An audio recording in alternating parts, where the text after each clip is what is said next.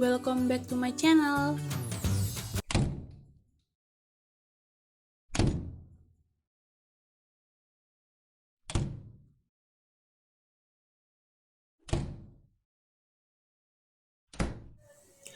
Assalamualaikum warahmatullahi wabarakatuh.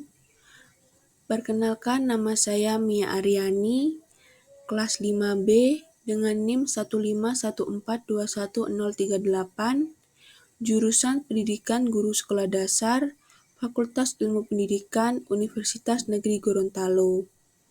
Video ini saya buat untuk memenuhi tugas mata kuliah Media dan Sumber Belajar dengan dosen pengampu Bapak Dr. Rustam I. Hussein MPD. Video ini merupakan video lanjutan dari part sebelumnya, yaitu part 4 mengenai peranan media dalam pembelajaran. Di video kali ini saya akan menjelaskan materi terkait klasifikasi media pembelajaran yang terbagi menjadi 3 bagian, yaitu yang pertama klasifikasi media dalam pembelajaran, yang kedua klasifikasi media pembelajaran menurut ahli, dan yang terakhir klasifikasi media pembelajaran berdasarkan ciri fisik. Klasifikasi media dalam pembelajaran. Menurut Sadiman dan kawan-kawan, pengertian media adalah bahan peralatan lunak yang berisi pesan atau informasi pendidikan yang biasanya disajikan dengan mempergunakan peralatan. Dengan masuknya berbagai pengaruh ke dalam khasanah pendidikan, seperti ilmu cetak-mencetak, tingkah laku, komunikasi, dan laju perkembangan teknologi elektronik, media dalam perkembangannya tampil dalam berbagai jenis dan format, seperti modul cetak, film, televisi, film bingkai, film rangkai, program radio, komputer, dan lain-lain. Menurut Dahardi, tujuan penggunaan perangkat media pendidikan terdiri atas hardware yang berfungsi sebagai alat penampil, yaitu proyektor slide. Software yaitu program yang ditampilkan, misalnya slide, kaset, CD, dan plastik transparansi. Dengan menganalisis media melalui bentuk penyajian dan cara penyajiannya, kita mendapatkan format klasifikasi yang meliputi 7 media penyaji, yaitu yang pertama media grafis. Media grafis adalah media yang disajikan dalam bentuk tulisan. Biasanya digunakan untuk menarik perhatian dan memperjelas sajian ide. Kelebihan di dalam media grafis yaitu dapat dilengkapi dengan warna sehingga lebih menarik perhatian peserta didik. Sedangkan kekurangannya yaitu penyajiannya hanya berupa unsur visual. Yang kedua, media bahan cetak. Media yang pembuatannya melalui proses percetakan. Yang menonjol dalam media cetak adalah dapat menyajikan pesan atau informasi dalam jumlah banyak dan penyebab terjadinya karena banyak menggunakan media online. Ketiga, media gambar diam. Gambar dapat diperoleh melalui fotografer atau secara fotografer. Di dalam media gambar pasti ada kelebihan dan kekurangan. Kelebihannya yaitu pembuatannya mudah dan harganya murah. Sedangkan untuk kelemahannya, ukurannya terbatas sehingga efisien untuk pembelajaran kelompok. Yang keempat, media proyeksi diam. Media visual yang diproyeksikan melalui pesan, di mana hasilnya tidak bergerak atau memiliki sedikit gerakan.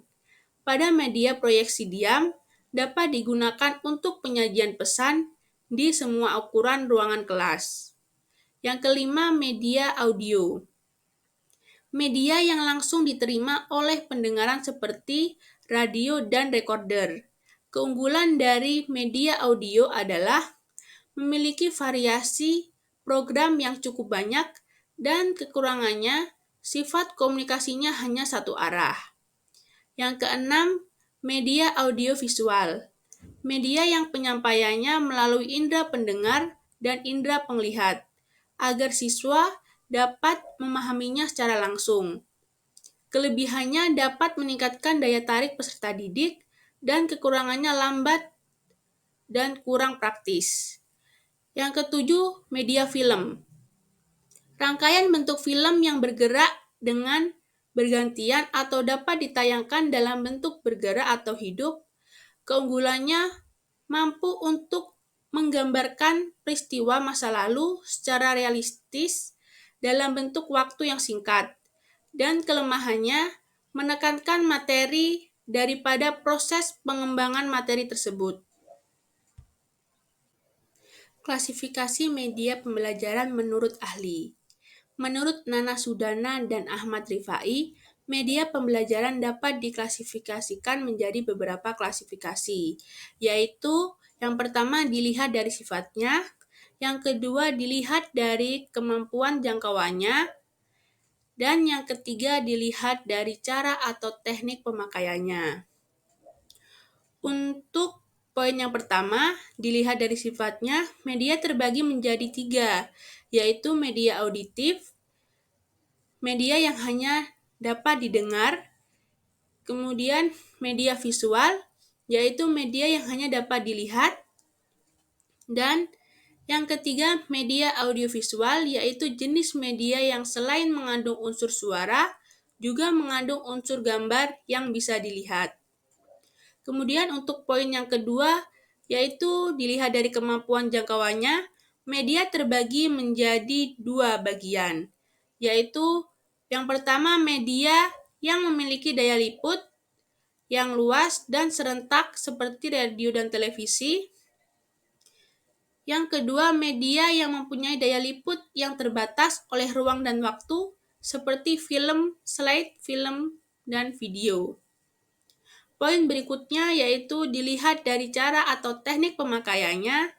Media terbagi menjadi 2, yaitu media yang diproyeksikan seperti film, slide, film strip, transparansi.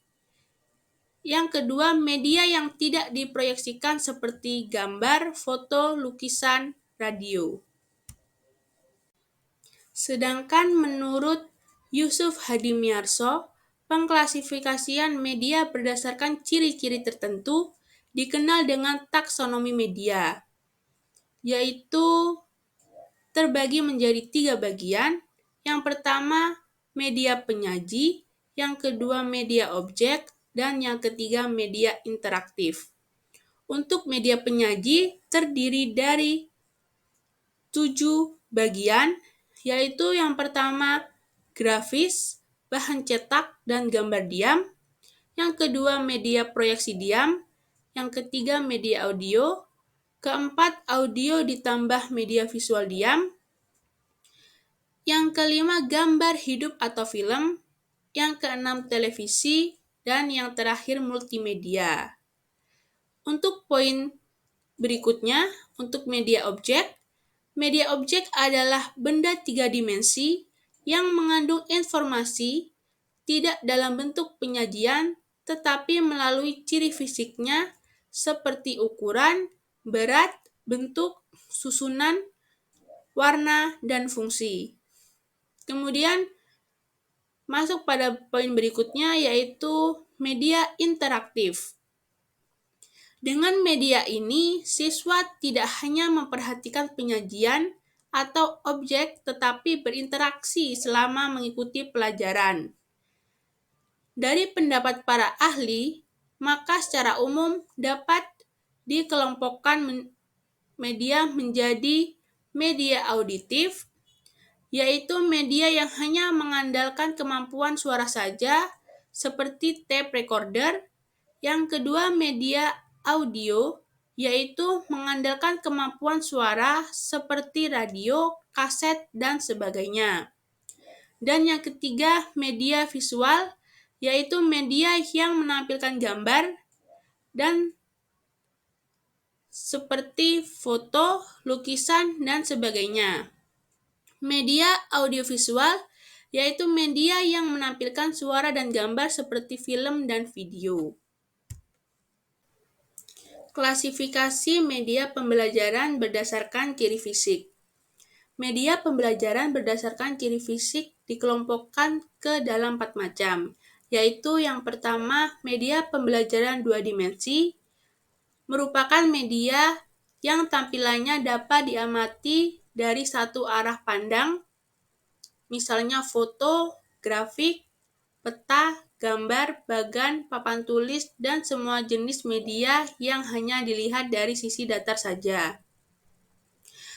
Yang kedua, media pembelajaran 3 dimensi, yaitu media yang tampilannya dapat diamati dari arah pandang mana saja dan mempunyai dimensi panjang, tinggi, lebar, ataupun tebal. Yang ketiga, media pandang diam atau still picture, yaitu media yang menggunakan media proyeksi yang hanya menampilkan gambar diam atau tidak bergerak statis pada layar. Kemudian yang keempat, media pandang gerak atau motion picture, yaitu media yang menggunakan media proyeksi yang dapat menampilkan gambar bergerak di layar, termasuk media televisi, film, atau video recorder.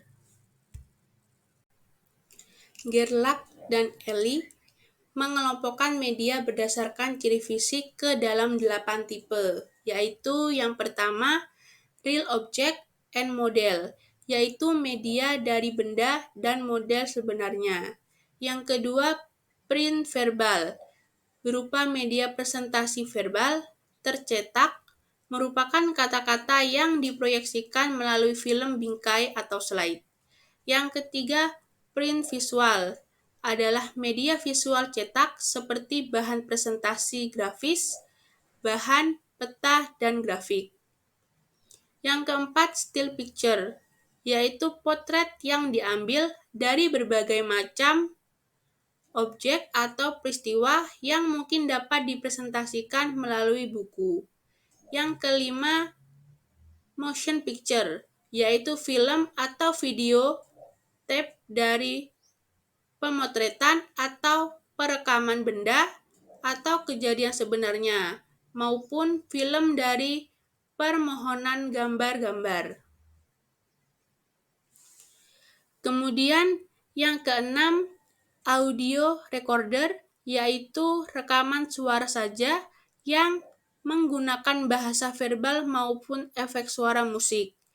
Yang ketujuh, program instruction, istilah pengajaran terprogram, yaitu sekuen dari informasi baik verbal, visual, atau audio yang sengaja dirancang untuk merangsang adanya respon dari pembelajar.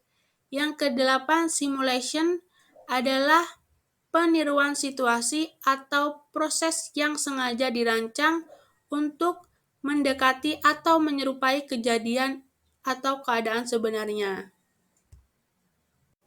Demikian yang dapat saya sampaikan, lebih dan kurangnya saya mohon maaf. Semoga apa yang saya sampaikan bisa bermanfaat bagi kita semua. Wassalamualaikum warahmatullahi wabarakatuh. Thanks for watching.